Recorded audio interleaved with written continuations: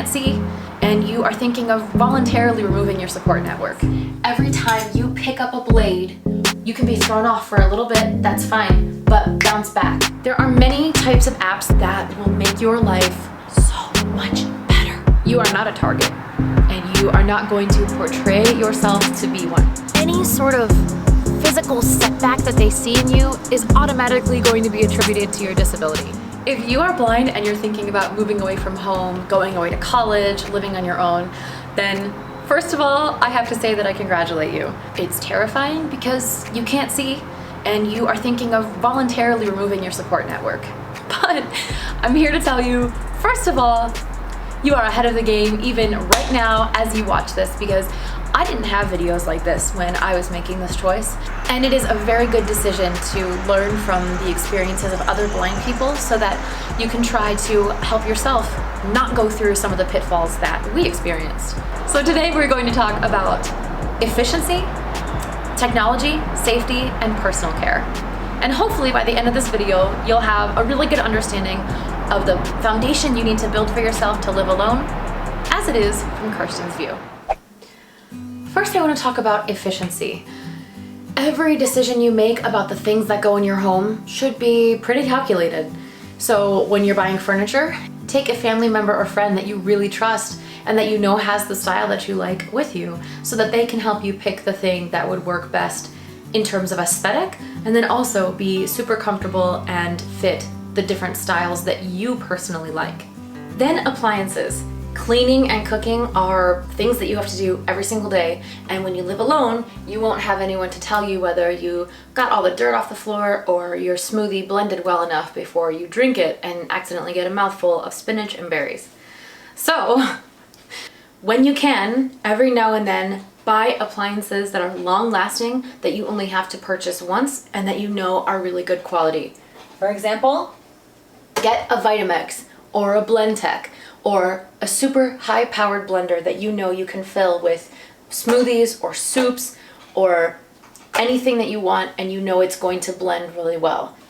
Coffee pot. If you drink coffee, make sure you buy a coffee pot with buttons that you can physically feel and press. Many coffee pots are just touchscreen, so don't just trust the internet that says because this coffee pot has great specs that might make an excellently strong cup of coffee, you as a blind person can actually use that apparatus. Another example is the toaster oven air fryer combo that I got from Costco. It has physical buttons, so it is much easier for me to operate. But if there's an appliance that I recommend most strongly, it is to buy a good quality vacuum. I cannot emphasize this enough. This is a Dyson. It was like $350 for the ball animal, I believe it was called. I bought it a few years ago. When I first came to DC, I bought a vacuum for like $100, I think, and I was pretty happy with it. I thought it was working really well. And then my family came over and told me that it wasn't actually vacuuming the dog hair, it was just pushing it into the corners and along the baseboards. Make sure you watch my video on how blind people clean, because I do have some tips in there about making sure you're cleaning up behind your vacuum, essentially. So, appliances. Invest in good appliances and you will not regret it. Part of being efficient is being flexible.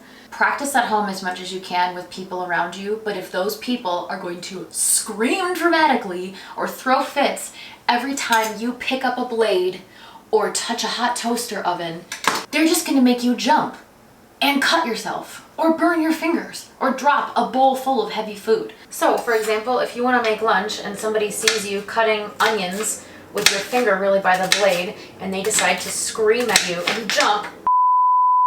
See how dangerous that is? Anytime you have those people around you, gone. You need to remove them. Physically tell them, get out of here. You're not helping me, you're making this harder, and when I'm alone, I'm gonna be even more hurt.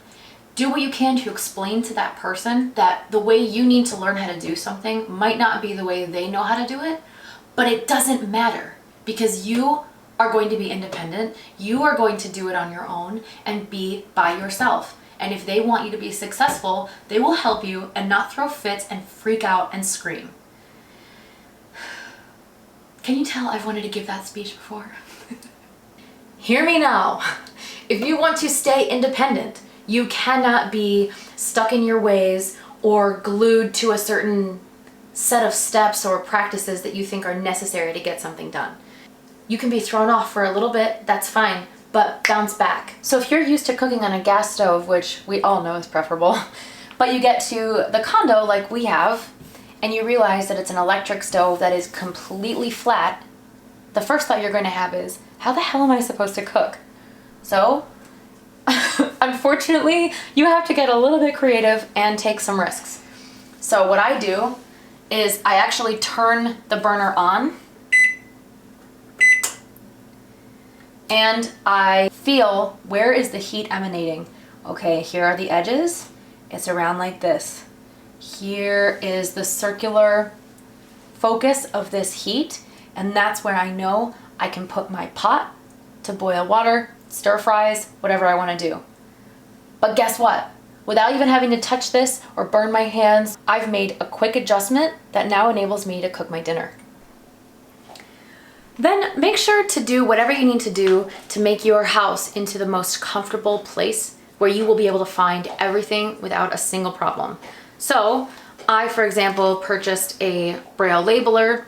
It has the alphabet along with several recognized contractions like ED, FF, EN, and I used it to label various spices and other jars that I use on a routine basis so that cooking is a lot faster. For example, I know that my cinnamon and nutmeg are on the second shelf along with my vanilla and a couple other things. So I have my spice jar here and I labeled it with the word cinnamon in Braille. That way I not only know where I generally like to put things, but I also have the jar labeled in Braille just in case there's an off chance that I accidentally shoved the garlic on top by mistake and I don't put garlic in my oatmeal. Make sure that everything in your house has a designated space. I know that sounds like influencer minimalist crap, but honestly, for a blind person, it's true. It is really, really hard when you're trying to find something in a rush and you can't because it's sitting out somewhere or it's in some random container that you don't know where it is. You don't want that to be the case. So make sure that you are very organized, you have everything in the place where it's meant to be, so that when you're trying to exist in your home, your lack of sight isn't going to stop you from finding your own possessions. Now let's talk about technology. Technology in 2021 for blind people is an incredible asset that you need to utilize because your life will be so much easier. If you don't already own a smartphone, I recommend getting one and then practicing with it to the best of your ability because a lot of them are touchscreen nowadays. I and many other blind people that I know use an iPhone mainly because the software that iPhone uses comes built into the system. It's called VoiceOver, and you don't have to pay to upgrade or renew the licenses, which is really useful. There are many types of apps that you can put on the iPhone that will make your life so much better. So the first kind of grouping of apps deals with convenience. I'm talking about things like DoorDash and Uber Eats if you want to get food from a restaurant. Grocery delivery apps like Instacart or the websites for different grocery places, Amazon Fresh, things like that. And then websites for ordering really any random thing that you want, like Amazon, or pet food like Chewy.com.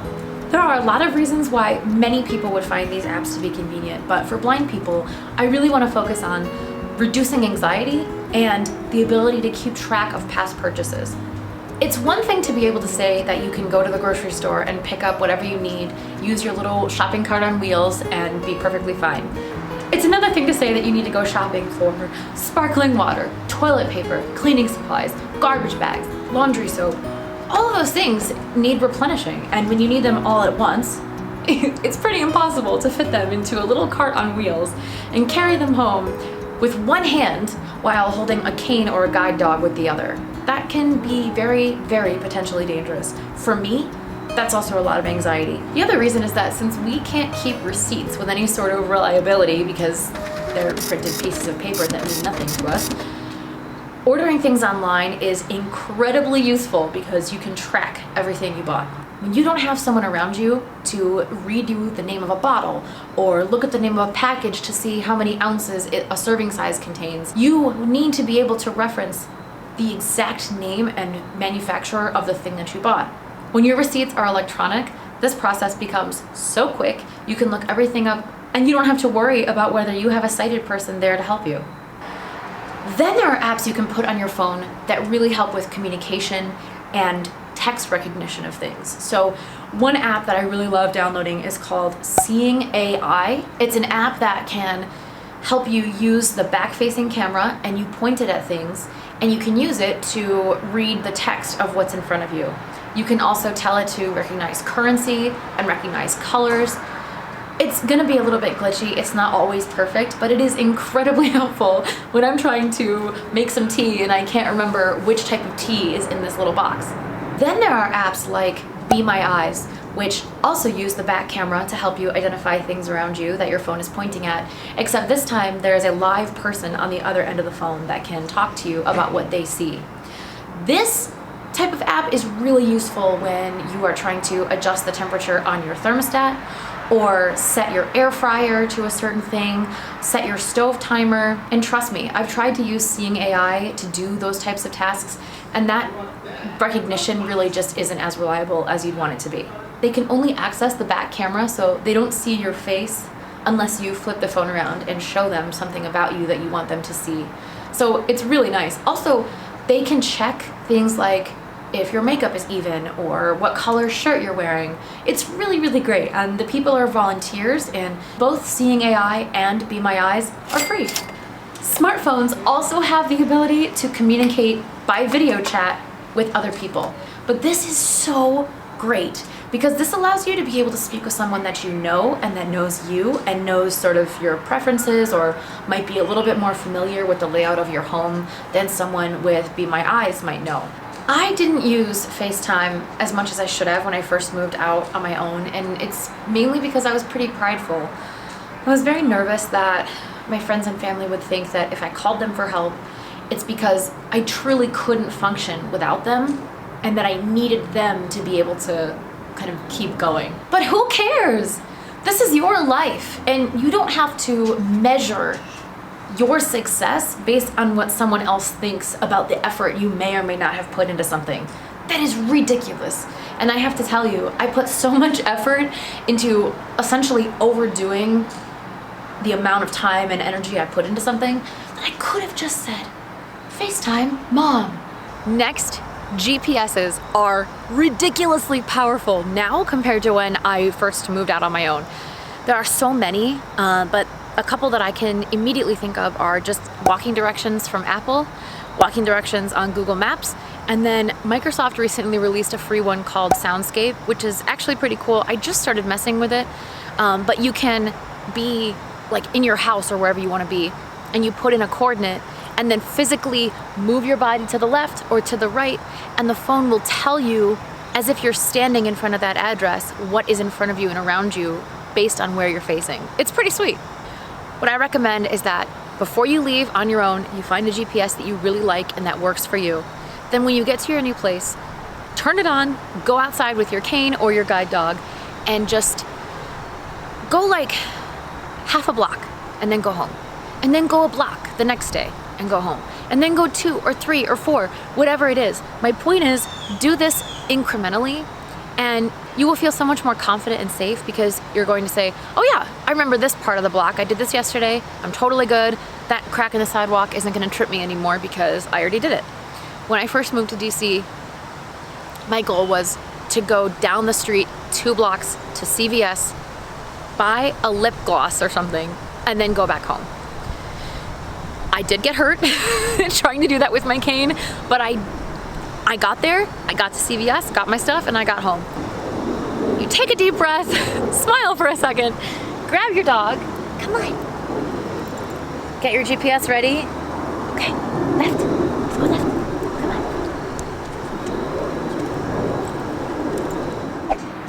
on. Next, I'd like to talk security and a few things that you should really, really keep in mind. The first is never tell people that you don't know, especially, that you live alone. Always make it seem like you either have a roommate, a significant other, a family member, or you have friends coming over, or you're having some sort of gathering or a study group whatever it is that can fit authentically into a conversation that you're having. Obviously, don't try to force it into anything, then it's not authentic anymore. But it doesn't matter how harmless a person might seem. You are not a target, and you are not going to portray yourself to be one. So never let people know that you live alone. This is just the world that we live in right now, and I, for example, would always say, oh yeah, my roommate does this or this. Even just funny things, I would make it up, like, oh yeah, my roommate has a sweater that feels like this.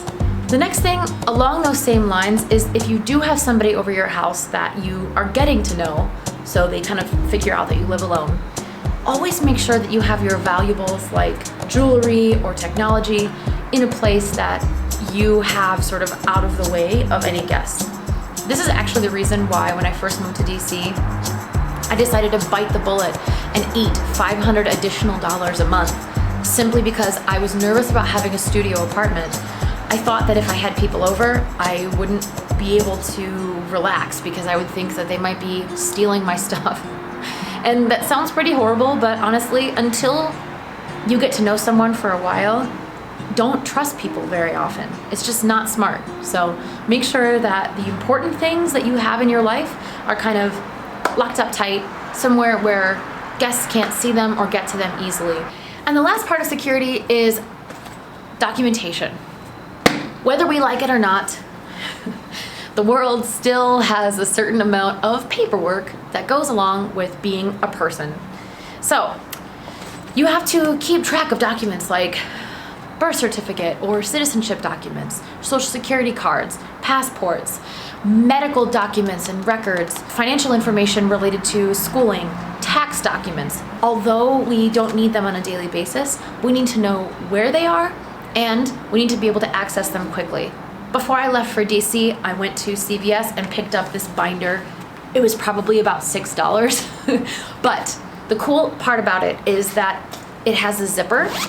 So if you accidentally drop it or you need to take it with you somewhere, you won't have to worry about all of the documents falling out of it. So you unzip it, and inside are various tabs, little sections where you can put different documents. And I used my Braille labeler and I made labels on each of the tabs so that I could better classify my documents. This way, if I needed a sighted person to look at a specific group of documents to find one page for me, I didn't have to worry about giving them my whole printed life. If I need someone to see my birth certificate, they don't need to know how much money I make per year or see my tax documents. You get my point. The final important topic to cover here is personal care. No matter how we feel about it as blind people who don't regularly need to look in the mirror because appearance truly means nothing when you're talking about the overall import of a person, the rest of the world judges you on and cares about your personal appearance. The only time that I think you should care about what the rest of the world thinks is regarding your professional life. If you're living alone, I'm going to assume right now that means you are either in school or you have a job. In both of those instances, your professional appearance, unfortunately, matters. And before you even open your mouth, it gives someone their first impression about whether they should take you seriously. If I were to come to work with frizzy hair, mismatched clothes, and a red blotchy face, people would think, oh, well, of course she didn't get ready well today, she's blind. Whereas if a colleague of mine came into work looking like that, they would think, oh, she had a really bad day, or she is going through a breakup, or she's hungover. It's not good for either of us to show up that way. It's just that you as a blind person, in the eyes of society, are not allowed to have a bad day or any other experiences that regular people go through. Any sort of physical setback that they see in you is automatically going to be attributed to your disability. It's the most insanely ridiculous thing in the world. I hate it, but it's what we have to live with. So, do your best to keep up with your skin and your hair. I say this because if you have better skin, then you won't have to worry as much about whether your foundation is blended because you won't have to put on that much foundation. If you regularly maintain a good haircut that's trimmed and doesn't frizz all over the place, then you won't have to worry as much about whether you've properly tamed your ends so that people can't see you haven't been to the salon in a while. People will tell you that if you don't have makeup on, you don't look professional. And it's not true. But if you want to do makeup, if that's something that you want to learn, then learn how to do it well. So I actually have a video on this where I went to Blue Mercury, which is a cosmetic store, and I learned from a makeup artist how to apply my makeup in a way that made sense to me and that looked put together but natural enough that I wasn't trying too hard. So you can go watch that video to see what I'm talking about. But honestly, I think that even with that as a foundation, see what I did there? Even with that video, you should still learn from an expert to do it on your own, because practicing is the best way to learn a type of skill like that and be able to do it with any sort of confidence. Lastly, clothes. Clothes are difficult, and I've sort of figured it out. Figure out a scheme of clothing that you feel confident in, that will always match, so that even if you're not quite sure if something goes together, you can always just grab a black skirt or a black pair of pants and some black shoes, wear a cute top and a blazer, and you're good to go. Basically, develop a fail-safe system where you know that what you have going for you works.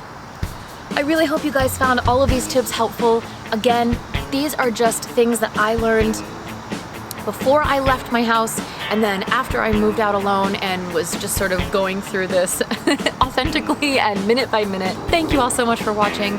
It's incredibly important to share experiences, so if you agree or disagree with some of the points that I made, let everyone know in the comments and we can start a conversation, because the most important thing is that I want every person in this community to be successful and to live the life that best works for them. Please don't forget to stop, take a deep breath, and smile for a second, and I will see you in the next video from Kirsten's View.